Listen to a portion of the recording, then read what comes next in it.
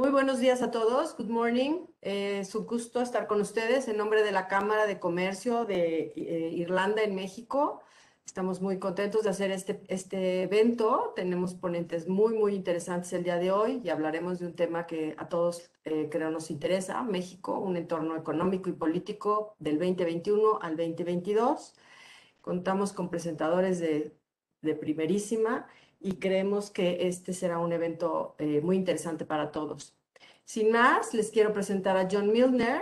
Él es consejero de la Cámara y tesorero de la misma. Y los dejo en manos de él. Él hará las presentaciones. Muchas gracias y bienvenidos.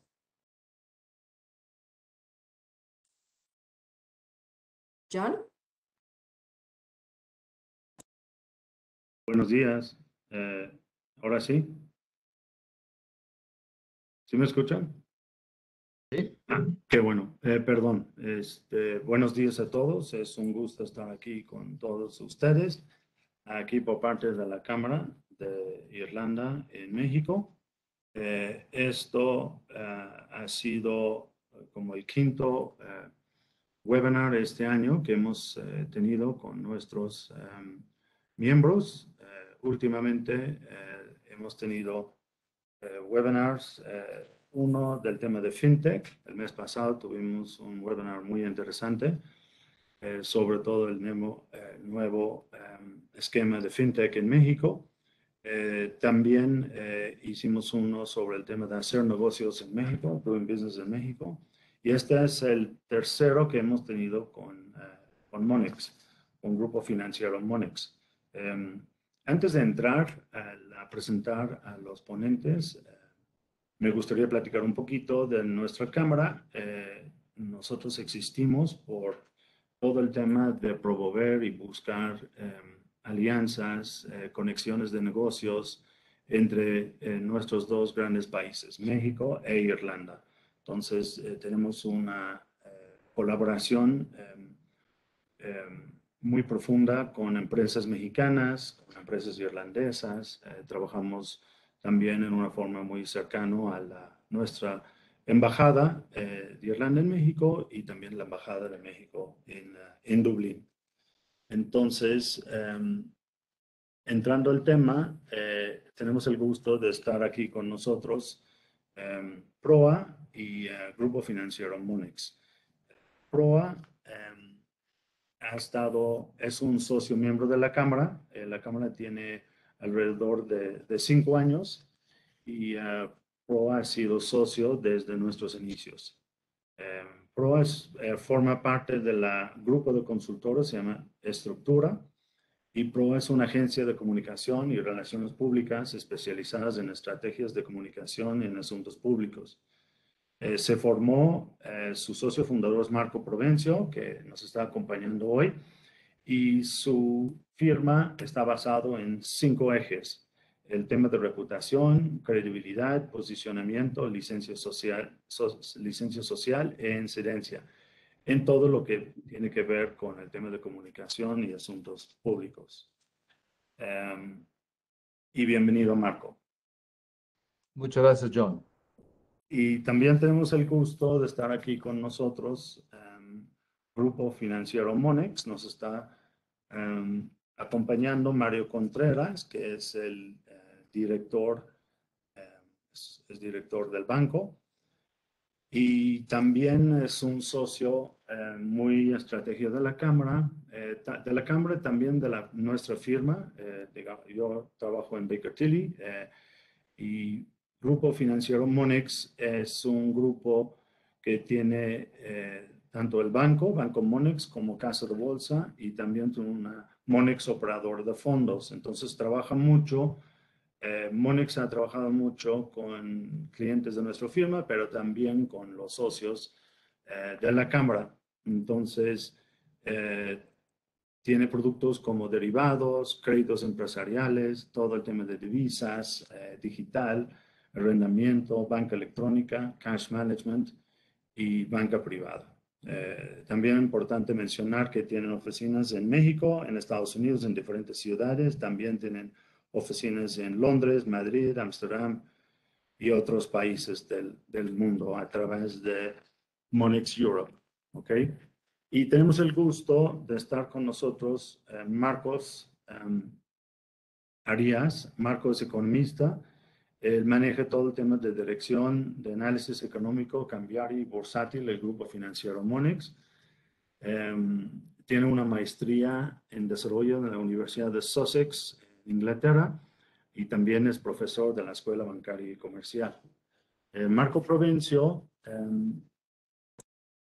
tiene una carrera muy larga en sector privado, también en el gobierno. Él fue vocero de la presidencia y director general de la comunicación social con el presidente Cedillo en 2000.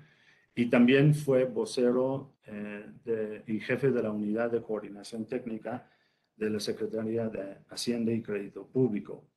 Marco tiene una licenciatura en Economía de la Universidad Iberoamericana y además tiene una maestría en Economía y Políticas Públicas de Princeton, de la Universidad de Princeton en Estados Unidos. También es consejero de varias empresas.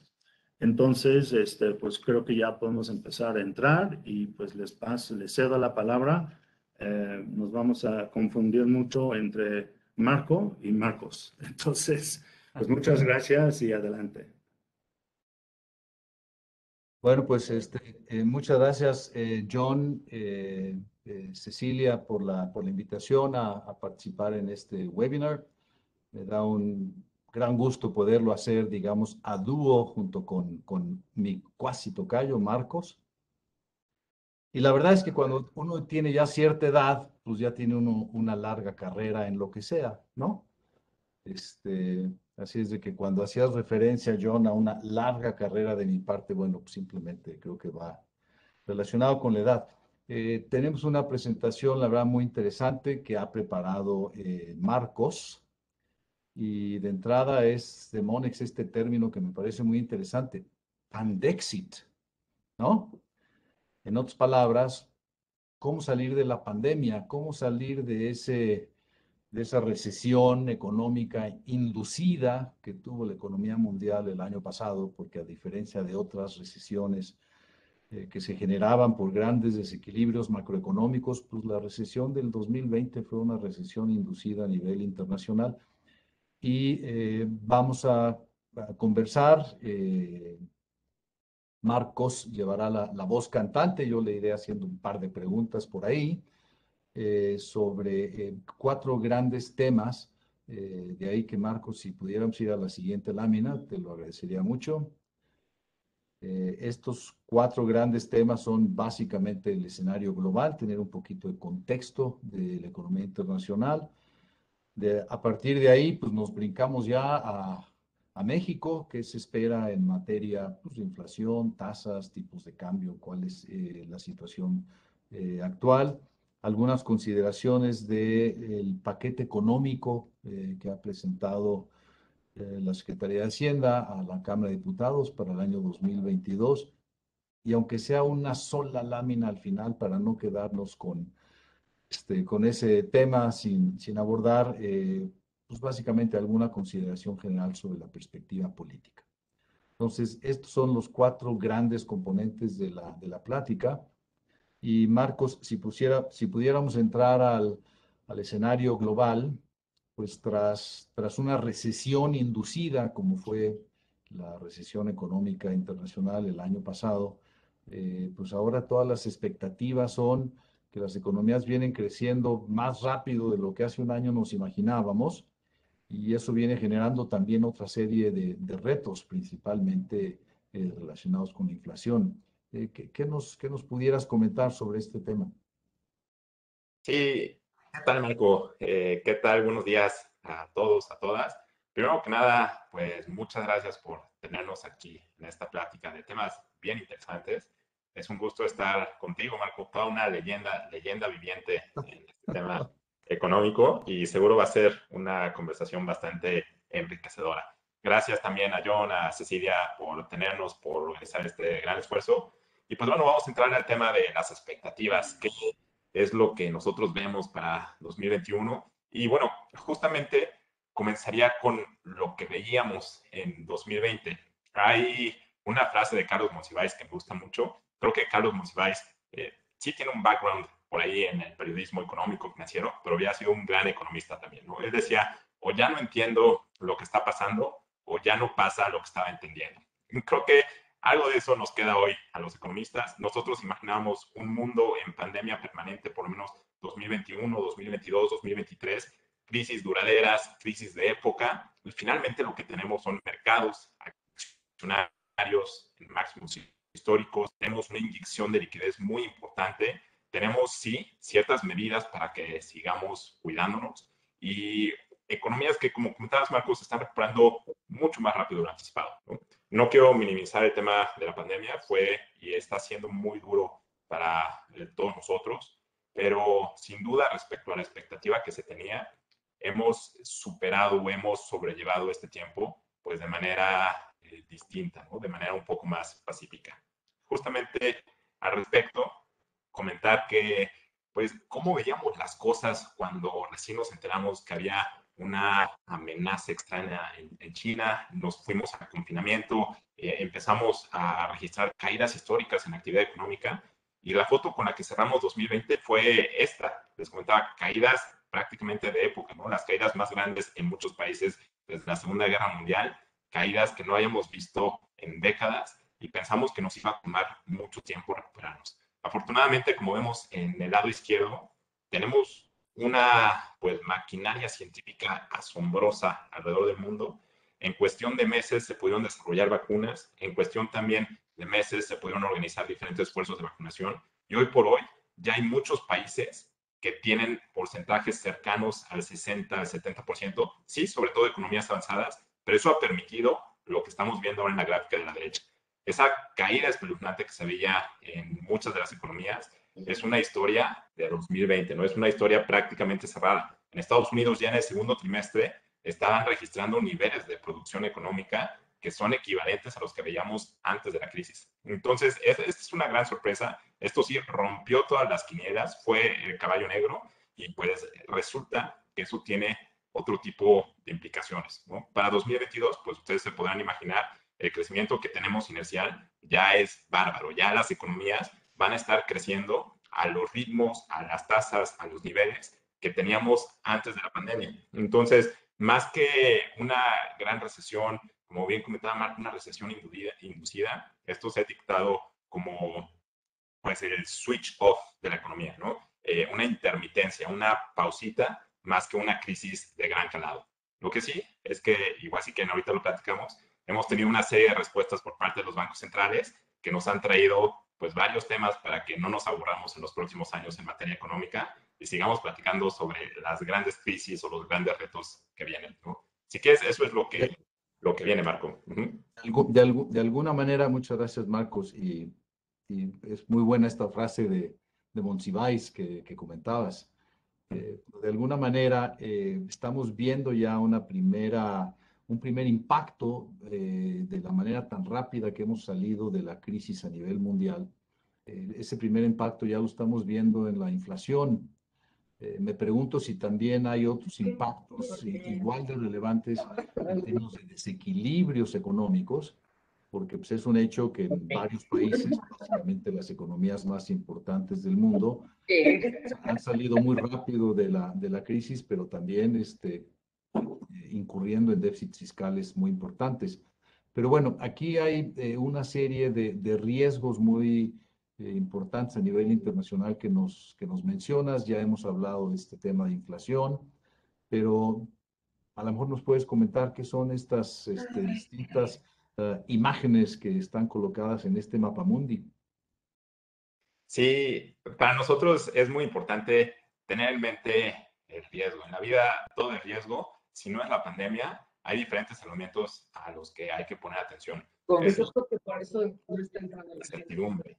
Son elementos que todavía no se acaban de resolver y que nos dudas puede pasar en el futuro, que por lo tanto... Perdón que te interrumpa. Si Irish Mexican Chamber puede apagar su micrófono, porque se están juntando la voz de Marcos con la de la cámara. Gracias. Adelante. Excelente, sí. Muchas gracias.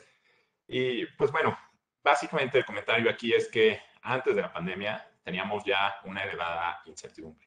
Antes de la pandemia se hablaba de una gran crisis que venía, teníamos un ciclo expansivo bastante longevo, de los más grandes que se había visto en la historia, y había estos elementos en el mapa que eran los posibles candidatos a generar una gran crisis. El tema muy importante del choque entre las dos grandes potencias. Esta sí es una historia de época, el surgimiento de China para rivalizar con Occidente, con Estados Unidos, y lo estamos viendo en una manifestación comercial. Hoy por hoy lo estamos viendo en una manifestación incluso bursátil, accionaria, con China pues castigando a algunas empresas de ciertos sectores, con empresas como Evergrande que representan poco menos de 1% en términos de los pasivos que tiene que pagar el PIB de todo el mundo. O sea, un poderío impresionante que sí es un choque sistémico, ¿no? O sea, sí es un choque sistémico lo que estamos viendo, las tensiones entre Estados Unidos, entre China, pero no es lo único, ¿no? Vemos que hay elecciones importantes en Europa, se está renovando pues toda la primera fila del gobierno en Alemania, tendremos elecciones en Francia en unos meses, tenemos el tema del Brexit que está causando ahorita más que la pandemia, está causando disrupciones en las cadenas de valor en Europa y está generando una crisis económica fuerte en el Reino Unido, está generando escasez y es un tema no resuelto todavía.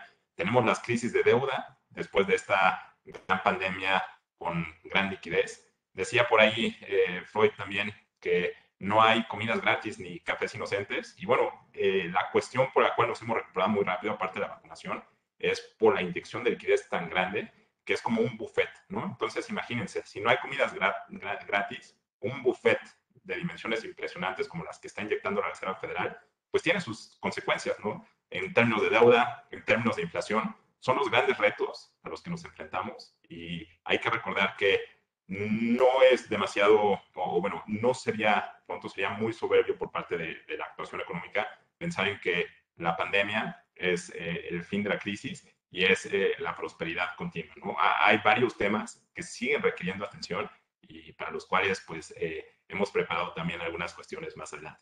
Pero justamente para spoilear un poquito, después de la pandemia, a nosotros lo que más nos llama la atención, lo que creemos que está siendo el centro de atención ahorita en los mercados, es esto. No sé cómo lo veas, pero el tema de la inflación, el tema de las tasas de interés tan bajas que han permitido que, o bueno, no solamente eso, pero que han ayudado a que la inflación ahora esté en máximos históricos en varios países, es un asunto bien importante que van a tener que hacer frente diferentes gobiernos del mundo. Es correcto, me parece que desde la crisis del 2008, de la cual las grandes economías salieron con una inyección de liquidez muy grande, pues ahora ha habido otra nueva inyección de liquidez y estamos esperando a ver cuándo nos alcanza el futuro, Marcos, pero sugiero que ya pasemos del mundo internacional a México, entremos a la economía mexicana por todo lo que tiene que ver con la situación con relación a la inflación. Y resulta que después de algunos años, pues de ser muy exitoso nuestro Banco Central, manteniendo índices inflacionarios dentro de la banda que normalmente busca mantener en términos de precios, entre 2 y 4% de inflación, pues estamos viendo ya que para este año, al día de hoy, traemos una inflación anualizada de 6% y hay expectativas de que pueda incluso llegar a ser del 7% al término del año. ¿Qué nos puedes decir, Marcos, en términos de qué impacto puede tener esto hacia adelante? El hecho, repito, de que el éxito en años recientes del Banco Central, pues estemos teniendo un mal año en esta materia. Sí, es bien interesante y para nosotros sí es un tema central porque, valga la redundancia, el Banco Central tenía este objetivo no solamente de conseguir una inflación del 3%, sino de estabilizar la inflación en 3%.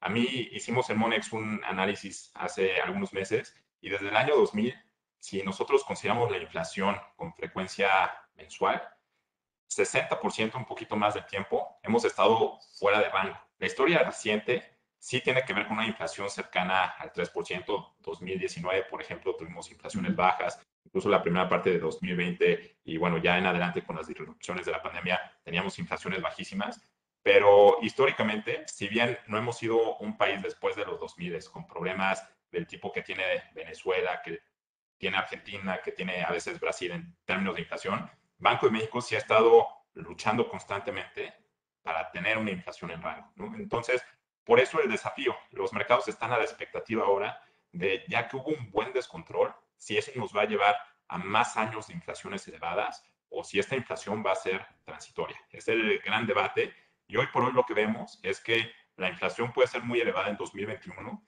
pero eso implica que va a llegar con mucha fuerza también a 2022.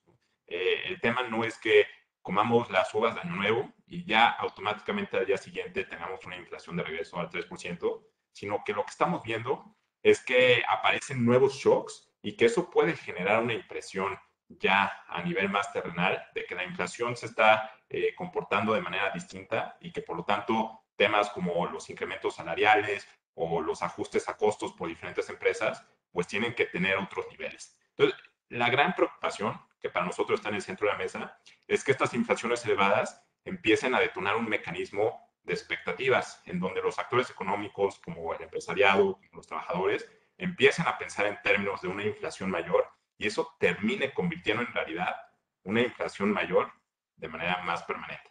No solo pasa en México, está pasando en el mundo, pero es el tema que se tiene que atender. Hoy en día, les comentaba, tenemos una inflación que está cerca del 6%. Nuestra expectativa es que cierre el año en 6.1%, pero en este momento el sesgo sobre esa expectativa es al alza. Pensamos que lo más probable es que la inflación pueda cerrar entre 6.5 y 7%, dependiendo de cómo se comporten los precios en los siguientes meses, pero sí hay un riesgo importante de que nos sigamos saliendo del rango macro.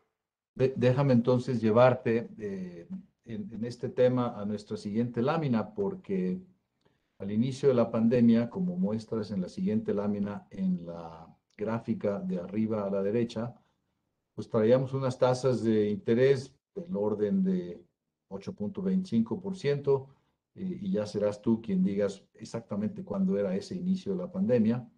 Pero era claro que durante la primera parte de esta administración se traían tasas de interés reales positivas.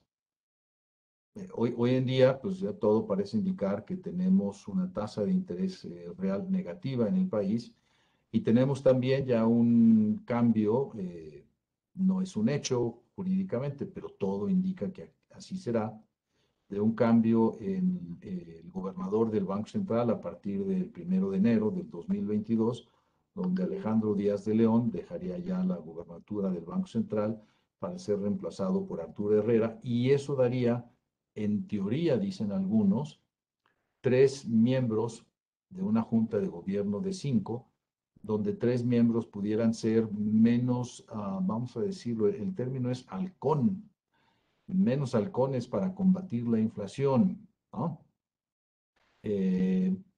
¿Qué pudieras tú comentarnos al respecto? ¿Qué puede uno esperar sobre el comportamiento de la política monetaria y uno de los precios más importantes de la economía, como es el precio del dinero, o sea, la tasa de interés? ¿Cuáles son las expectativas en nuestro país desde tu perspectiva? Sí, justamente haciendo referencia a lo que mencionabas, la gráfica de arriba a la derecha muestra los cambios en la tasa de interés, ¿no? Es el nivel inicial prepandemia, que es el máximo. Para algunos países es en 2019, para otros es en 2018, a finales de 2018. En el caso de México empezamos con una tasa de 8.25, bajamos hasta el 4.50, hicimos un buen descuento, y ahorita, perdón, hasta el 4%, y ahorita estamos en 4.50. Es decir, donde cierra esa barrita azul es donde estamos ahorita. Entonces, hemos hecho 2 incrementos de 25 puntos base recientemente, pero otros países ya han empezado a normalizar más rápidamente su política monetaria. El caso de nuestro principal competidor, Brasil, ya prácticamente está remontando todo el descuento que hizo. Por ahí vemos, estaba en 6.50, el máximo antes de la crisis. Bajaron incluso por debajo del 4% y ahorita están en 6.25. Esto por el problema de la inflación, que como les comentaba, no se replica solamente en México, sino que está en Brasil, está en Argentina, está en Estados Unidos. Y otros países van a empezar a hacer lo mismo también. Ya hemos visto incrementos en el caso de Chile, en el caso de diferentes naciones de América Latina que compiten con nosotros. Y eso para nosotros es un tema importante porque al final los flujos de capitales pues buscan una tasa de interés atractiva. México tenía una tasa del 8.25 que para muchos explicaba los niveles estables y apreciados del tipo de cambio. Hablábamos del famoso carry trade. Nuestra tasa, pueden ver, México está hasta arriba en esta gráfica, justamente porque tenía una de las tasas más elevadas en toda América Latina. Entonces, la composición, sobre todo en el caso de Gerardo Esquivel, de la Junta de Gobierno del Banco de México, empieza a contrastar este hecho, ¿no? Gerardo Esquivel sí ha mencionado en muchas ocasiones que esa tasa del 8.25 es muy excesiva.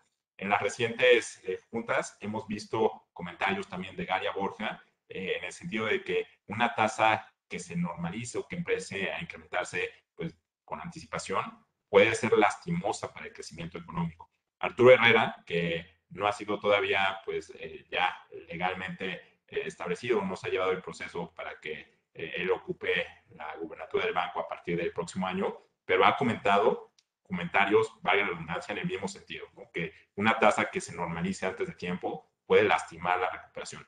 Entonces sí vemos nosotros una configuración pues bastante dovish, bastante paloma, para seguir subiendo las tasas a un ritmo acelerado. Pensamos que el nivel de equilibrio en 2023 o 2024 podría estar cerca del 6%. No pensamos que Banco de México se vaya a animar a llegar otra vez hasta el 8.25 y pensamos que va a ser difícil que por lo menos los primeros 6 meses del próximo año, Banco de México con esta nueva configuración haga movimientos, ¿no? Pensamos que va a ganar ahora sí el lado de esperar, ver qué pasa con la inflación, pero tratar de estirar lo máximo la liga para evitar subir muy rápido las tasas. El punto central, que es lo que buscan mostrar las gráficas de abajo, es cuando en Estados Unidos empiecen a subir otra vez las tasas de interés, que ahorita están por los suelos en 0%, ahí es donde Banco de México y todos los bancos centrales del mundo ya no van a tener para dónde hacerse, ¿no? Ahí es cuando ya Banco de México tendrá que empezar con incrementos un poco más agresivos y para nosotros ese momento será el de acercarnos al 6.5%. Correcto, muy bien. Muchas gracias. No sé si quisieras ir a las siguientes láminas, que son ya ahora sí, ¿qué hay detrás del superpeso y la perspectiva regional del tipo de cambio? Sí, totalmente. Pues bueno, esto sí que lo comento rápido, pero en Monex pues nos dedicamos mucho al cambio de divisas, entonces es nuestro mero mole, nos gusta estar viendo cómo se mueve el tipo de cambio y ha sido bastante curioso, es así, ha sido una historia para contarle a nuestros nietos cuando llegue el caso o a los perritos cuando tengamos también por ahí nietos perrijos, pero vaya, ha sido bastante curioso ver el movimiento a inicios de la pandemia. El peso mexicano llega a los 25 pesos y luego regresar otra vez por debajo de los 20. Nuevamente, no es solamente en el caso de México, vimos muchas divisas regresando a los niveles que tenían precrisis o cerca que tenían precrisis. Y en el caso de estos movimientos, para nosotros la explicación tiene mucho que ver con la tasa de interés en Estados Unidos, además una acción más del sector financiero, la oferta, es que tienes una mayor de dólares, el precio del dólar tiende a bajar. Y hemos visto en 2020 un dólar que ha caído muchísimo, en 2021 empieza poco a poco a recuperarse, pero en general todas las divisas del mundo, tanto avanzadas como emergentes, se han visto beneficiadas de esta oferta excesiva de dólares en apoyo a la recuperación económica, pero ha bajado el precio del dólar. Entonces, para nosotros eso explica gran parte de lo que hay detrás del superpeso, del regreso, y lo estamos viendo hoy en día, cuando la Reserva Federal ya empieza a hablar de normalizar su política monetaria, cuando las tasas de interés de más largo plazo, por ejemplo, el bono de 10 años, empiezan a hacer estos movimientos, los capitales empiezan a mudarse. Entonces, para nosotros, detrás del superpeso, hay una política muy laxa de la Reserva Federal, pero también está el riesgo de que en el momento en el que la Reserva Federal diga, se acabó la fiesta, vamos a empezar a poner las cosas en orden, pues el índice del dólar tiene mucho camino que recorrer. Ahí ponemos nosotros en términos de estas dos líneas. La línea azul es el índice del dólar. Está ahorita batallando para superar los 93.5 puntos y para nosotros el momento en el que supere ese umbral, pues va a ser un momento de reacomodo importante a nivel internacional de las divisas, ¿no? El peso mexicano para nosotros al cierre de año puede estar entre los 20.30 y 20.50. En 2021, si la Reserva Federal no es muy agresiva, podría estar entre los 21 pesos, pero pensamos que cuando la Reserva Federal se acerque ya a su nivel de equilibrio de tasas de interés, el peso tendrá que estabilizarse en torno a los 22 y 22.50, ¿no? Entonces, este caminito que tenemos ahorita depende mucho de cómo se mueven las cosas en Estados Unidos, pero eventualmente no podemos quedarnos con toda la liquidez del mundo. Esa es nuestra expectativa al respecto.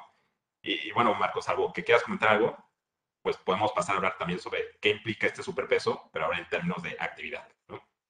No, me parece muy bien. Creo que cada moneda tiene dos caras y tú ya lo expresaste muy bien. La cara opuesta de la moneda al superpeso, pues es un dólar relativamente débil, que en la medida en la que esto dejara de ser, pues evidentemente la fortaleza del peso mexicano, pues también dejará de ser la que hay en este momento. Pero vamos entonces a qué implicaciones tiene esto para el sector externo. Eh, Recuerdo alguna época en la que con un tipo de cambio fijo y una economía relativamente cerrada, los indicadores más importantes a nivel macro en la economía mexicana eran la balanza de pagos. Eh, ya tenemos muchos años, afortunadamente, en que con un tipo de cambio flexible, con transparencia en la información de las reservas del Banco de México, con una economía crecientemente abierta hasta los últimos años, pero bueno, ese es otro tema.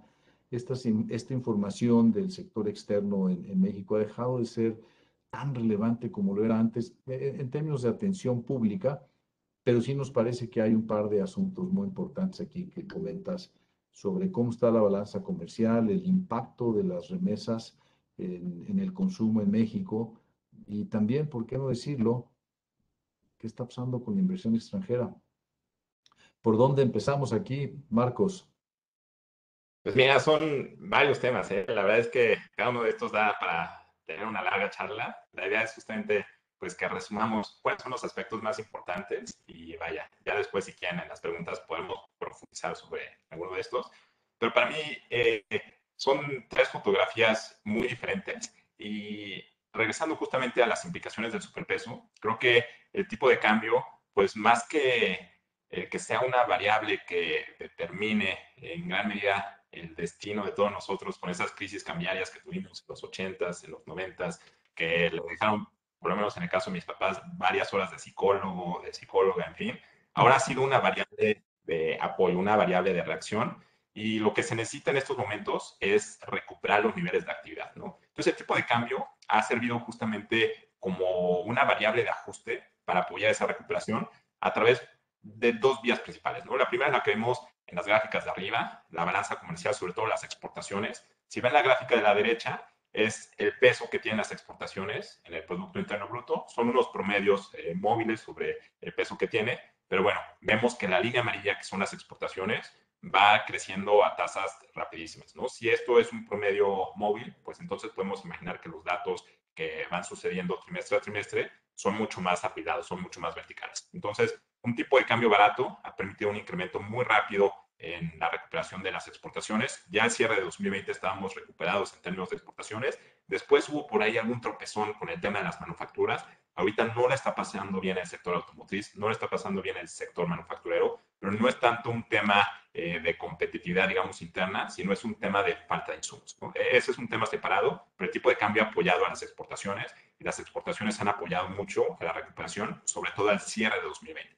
El otro tema bien importante es el tema de las remesas. Las remesas son un indicador básico para muchos estados. A mí me sorprende el hecho de que en algunos estados, los estados que tienen niveles, por ejemplo, de pobreza, pues más arraigados, el caso de Guerrero, el caso de varios estados, las remesas representan cerca del 10% del Producto Interno Bruto. O sea, estamos hablando de que una décima parte de la economía de algunos estados viene de lo que nos están mandando los trabajadores de fuera, principalmente de Estados Unidos, ¿no? Estas remesas, en su mayoría, se utilizan para consumo básico, para comprar alimentos, para comprar vestido, para hacer algunas adecuaciones en la casa. Entonces, todo eso es consumo que ayuda a la recuperación. El consumo ha sido la gran sorpresa de la recuperación económica en México en los primeros meses de 2021 y una parte de eso se debe a que tenemos buenos envíos de remesas, obviamente también ayudados por el tipo de cambio. Cuando vemos que el tipo de cambio pasó de los 19 pesos a los 24, a los 22, a los 20, pues es un incentivo también y adquiere, o más bien ayuda a que el poder adquisitivo de las familias pues se incremente, ¿no? Y finalmente, el tema de inversión es un tema interesante, pero en esta ocasión la inversión no se ha visto, sobre todo la extranjera directa, no se ha visto tan beneficiada por este fenómeno del tipo de cambio. Hay otros factores que juegan con la inversión. La cuestión de la incertidumbre política que estuvo muy en boga en el primer semestre con el tema de las elecciones. Todavía los inversionistas no se despejan las dudas de qué va a pasar con la pandemia o qué va a pasar con la inflación y las tasas de interés. Entonces, no hemos visto un efecto tan positivo sobre la inversión, pero sí sobre las exportaciones y sobre las remesas. Y bueno, si gustan algo, justamente hablando de eso.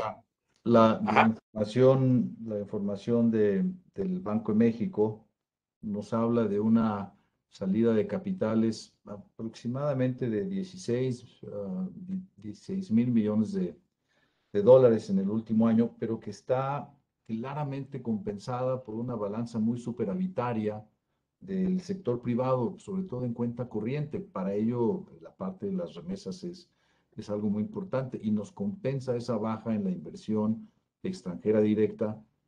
Que déjame detenerte ahí un momento en ese tema. ¿Ves alguna expectativa, ves alguna razón por la cual la inversión extranjera directa en estos próximos años pudiera retomar el dinamismo de años previos? Bueno, esa es la pregunta del millón de chicharitos y para nosotros los economistas la inversión es la clave del crecimiento, ¿no? Entonces yo te diría que por supuesto que sí, con una mente optimista, porque es lo que necesitamos para crecer, ¿no? Inversión extranjera, privada, pública, nacional, de donde venga, pero necesitamos inversión para seguir creciendo. Aquí la cuestión, y lo vemos mucho en las encuestas de expectativas, que está en la mente de la gente que invierte, es mucho sobre la incertidumbre. La inversión que viene al país no es una inversión que viene, sobre todo la inversión que viene de fuera, no es una inversión que viene solamente para quedarse 1, 2 años. Es una inversión que viene para construir a lo mejor plantas, para integrarse al sistema manufacturero de América del Norte y es pensar en términos incluso de décadas, ¿no? Entonces, son decisiones fuertes para las cuales necesitas información de mediano, largo plazo. En este momento, sobre todo en el contexto político, por ejemplo, en la cuestión de Estado de Derecho, no hay mucha certidumbre al respecto. Si tú quieres venir a poner una planta de refrescos o de cerveza en el norte del país, pues necesitas saber bajo qué condiciones vas a operar hoy, mañana y en 2028. Entonces, haya este ir y venir en el cambio de reglas, en el cambio de leyes, sí hay un sentimiento de fondo, pues de riesgo, ¿no? Hay que ayudar a que se estabilicen las condiciones de percepción, sobre todo del riesgo político, el riesgo económico poco a poco irá caminando. La cuestión de percepción en las expectativas de incertidumbre es clara. Muy bien. Creo, Marcos, que vamos a tener que ir un poquito rápido en nuestras siguientes 2, 3 láminas, sobre todo si queremos dejar un poquito de tiempo para dudas, preguntas, comentarios al final por parte de los asistentes a la charla. ¿Te parece? Sí, totalmente, totalmente, Marco. Si quieren, nada más complemento rápidamente estas, me las paso rapidísimo. De crecimiento económico esperamos un avance del 6.5% del PIB en 2022. Ya comenté más o menos cómo están las distribuciones del consumo, de las exportaciones, pero bueno, la recuperación, digamos, completa de los niveles sería en 2022, ¿no? Perdón, 2022 es un crecimiento de 2.4, 2021 es de 6.5%. Entonces la recuperación sería en 2022 para nosotros. Esto todavía no nos permitirá cantar victoria. Tenemos algunos sectores rezagados, particularmente los servicios, sectores como la construcción, como la minería, que están tocados por eso. Pero bueno, es un avance. Y si quieren, donde entramos, igual nos quedamos un poquito más para darle juego a la parte política, es esta cuestión del paquete que se acaba de presentar. Marco, no sé cómo lo hayas visto tú, qué te haya parecido. Pues me parece que es evidente que el paquete económico prioriza algunas líneas de política económica del gobierno. Ahí en ese sentido no hay nada nuevo. Es relevante en tanto que es el primer paquete fiscal, ya responsabilidad del nuevo secretario de Hacienda, de Rogelio Ramírez de la O. Y me parecería que la mayoría de los analistas económicos consideran que es muy optimista, aunque dentro de lo factible.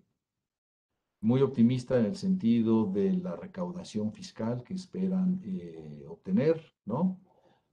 Por ejemplo, si ya mostrabas en una lámina anterior cómo las exportaciones rondan el 41, 42, 43% de nuestro PIB, y el sector exportador genera muchísimos empleos, muy bien pagados, relativamente hablando, pero también genera una menor contribución fiscal el sector exportador que el sector interno, digamos, ¿no? Entonces, parecería, pero aquí tú eres el que tienes la palabra, que es optimista, aunque dentro de lo factible, que hay un cálculo pues una recaudación que se ve difícil que se pueda dar. Hay un supuesto de que la deuda pública prácticamente permanecería en los mismos niveles en términos del Producto Interno Bruto, 49-50%, pero si no se da la recaudación, pues todo indica que es muy probable que el déficit público sea mayor al que está previsto y por lo tanto, pues la deuda como parte del producto también crezca. En fin, ¿por qué no nos abundas tú en si crees que el paquete fiscal pues es razonable, moderado, optimista? Ya se acabaron los fondos de estabilización, ya se acabaron los recursos de los fideicomisos o de la gran mayoría. En fin, se ve un panorama más bien complicado para las finanzas públicas, ¿no? Sí, totalmente, Marco. Para no repetir justamente, pues estaría de acuerdo completamente con esa percepción. Es un reto, más cuando ya no tenemos los fondos, que fueron lo que nos salvó en años anteriores, sobre todo 2020. Ahí pongo una gráfica de la expectativa, la bolita roja que está arriba a la izquierda, de Hacienda para el crecimiento del PIB en 2022. Entonces, el que esté hasta arriba, la bolita roja, quiere decir que es de las 30 expectativas que nos consultan a economistas privados, por ejemplo, en la encuesta de Citibanamex, la de Hacienda es la más alta, ¿no? Es mucho más alta que la de Banco de México. Hacienda piensa un crecimiento de 4.1%, Banco de México espera un crecimiento más cercano al 3%, nosotros estamos ahí en la parte más conservadora, en 2.4%. Entonces, sí es un reto importante, pero quizá para pues darle un sentido más aplicado a nuestras preocupaciones.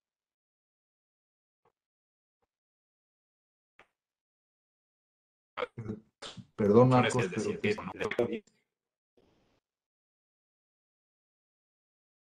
te estamos perdiendo, Marcos. Marco, ¿me escuchas? Ahorita sí ya. Ah, perfecto, a lo mejor hay alguna intermitencia. Estábamos platicando cosas que no debemos de estos temas. Pero bueno, lo que les comentaba es que desde la perspectiva de varias calificadoras, México todavía no está en una situación de riesgo absoluto. Para nosotros el paquete económico importa mucho para conocer las expectativas, sobre todo a corto y a mediano plazo, de la estabilidad fiscal.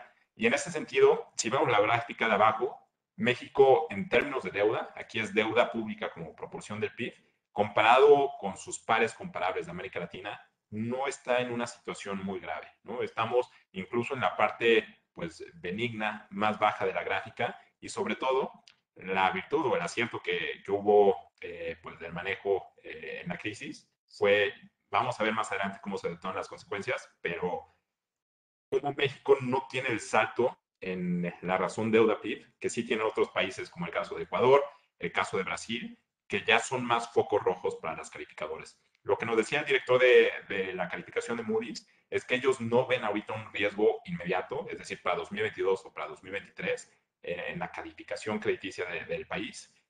Sin embargo, está el foco en lo que pueda pasar después, ¿no? México tiene un gasto creciente, pero no tiene un ingreso creciente en la misma magnitud. Entonces, lo que comentaba Marco, mientras si pasa un año y no cumplimos con la meta de ingresos, pues bueno, pasa y no hay una presión que vaya a asfixiar las finanzas públicas de manera inmediata.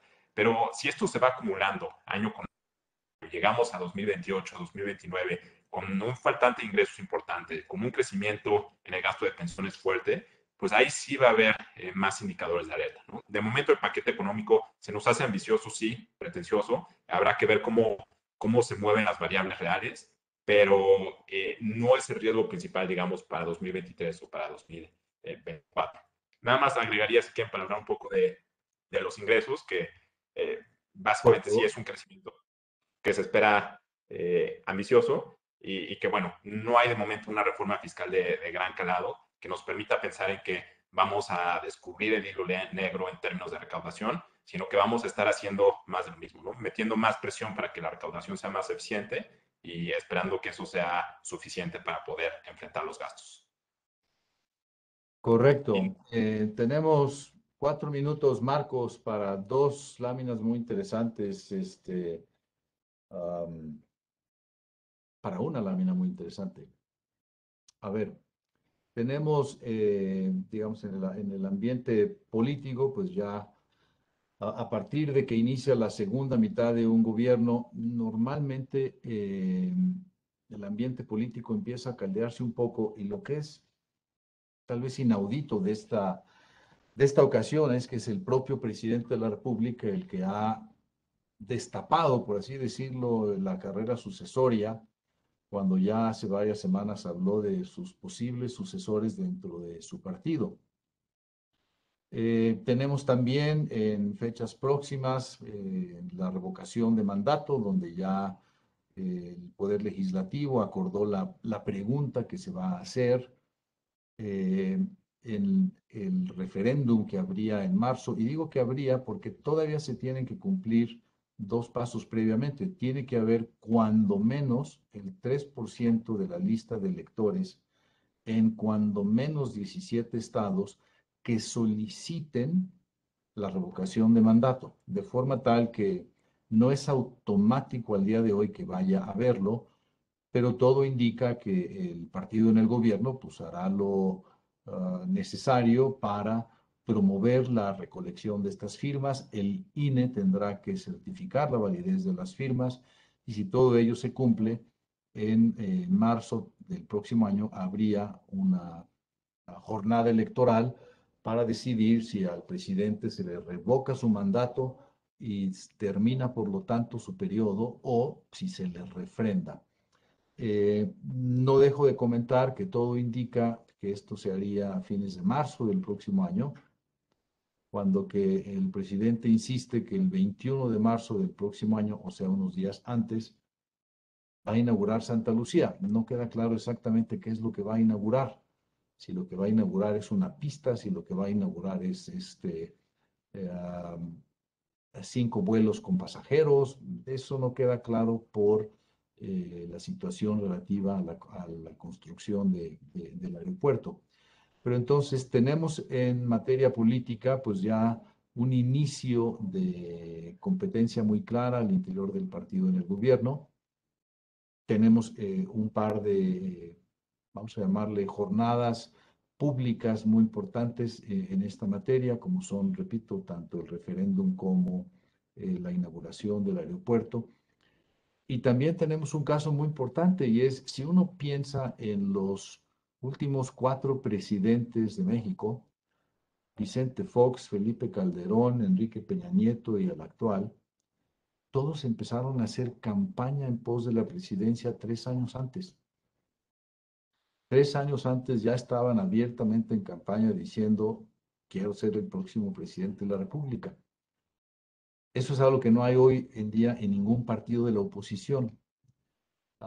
Y las dos personas que lo han manifestado, Ricardo Anaya por parte del PAN, Enrique de la Madrid por parte del PRI, parecería que lo han hecho de manera tal vez muy tibia de inicio, sobre todo en el caso de Enrique de la Madrid, de forma tal que, Marcos, pues la parte política se ve incierta por un lado en términos de si la oposición se va a lograr, se va a mantener unida o no de cara al 24.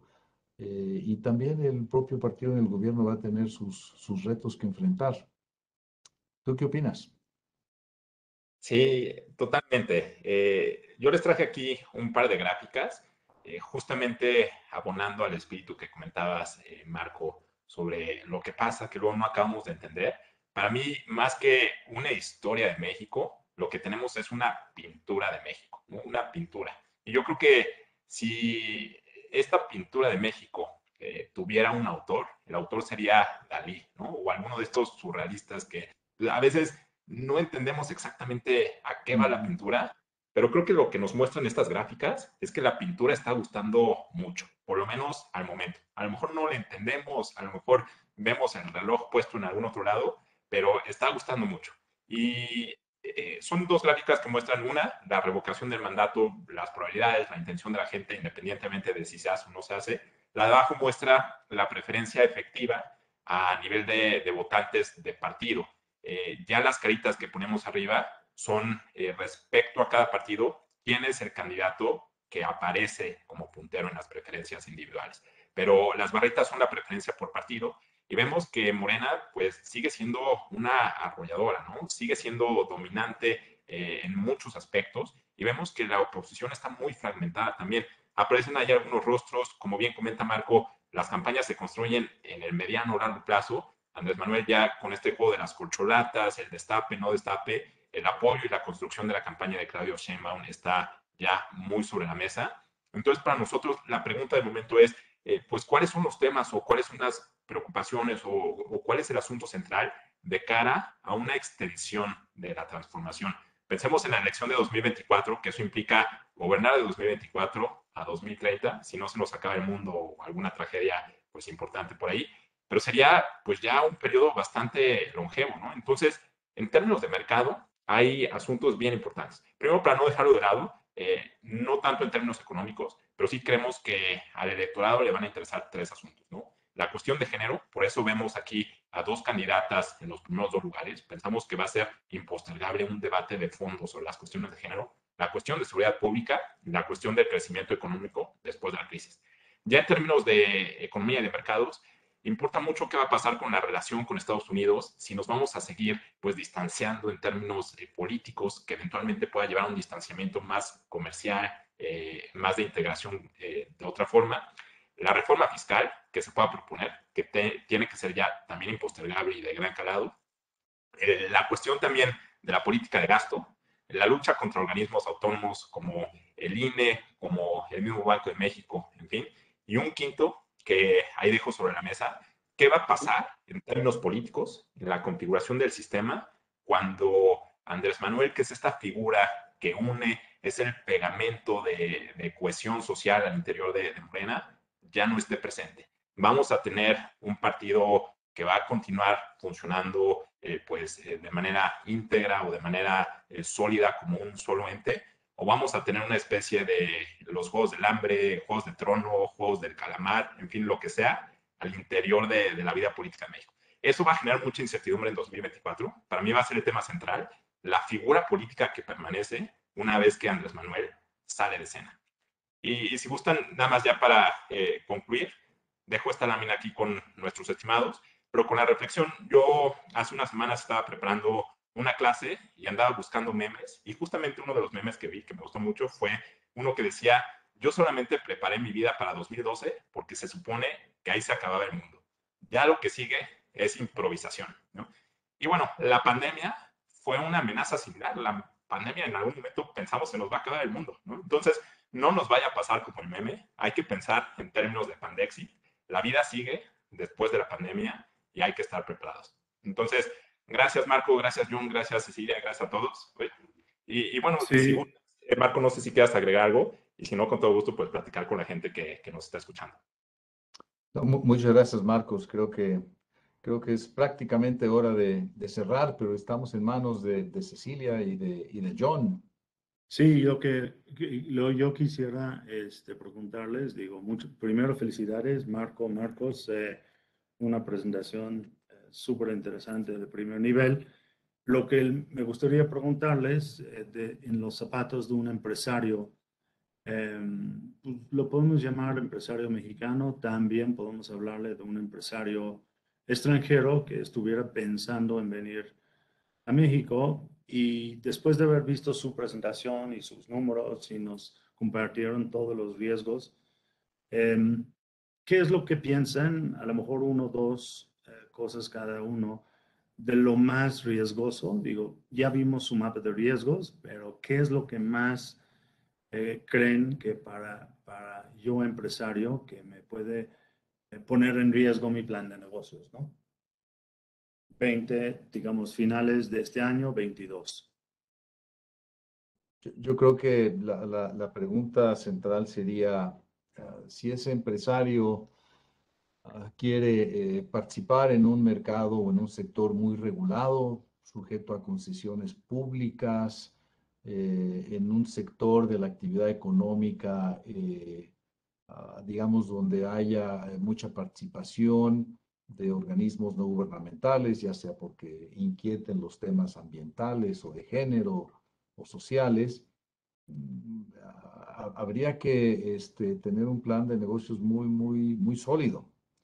Hay sectores no regulados, hay sectores, digamos, menos relevantes desde un punto de vista de su impacto ambiental o social, donde me parece que hay planes de negocios que pueden estar bastante bien sustentados, digamos, ¿no? Pero lo hemos visto a lo largo de esta administración, ¿por qué no comentarlo? Energía, minería, son sectores que ciertamente son muy delicados para proyectos de inversión hoy en día.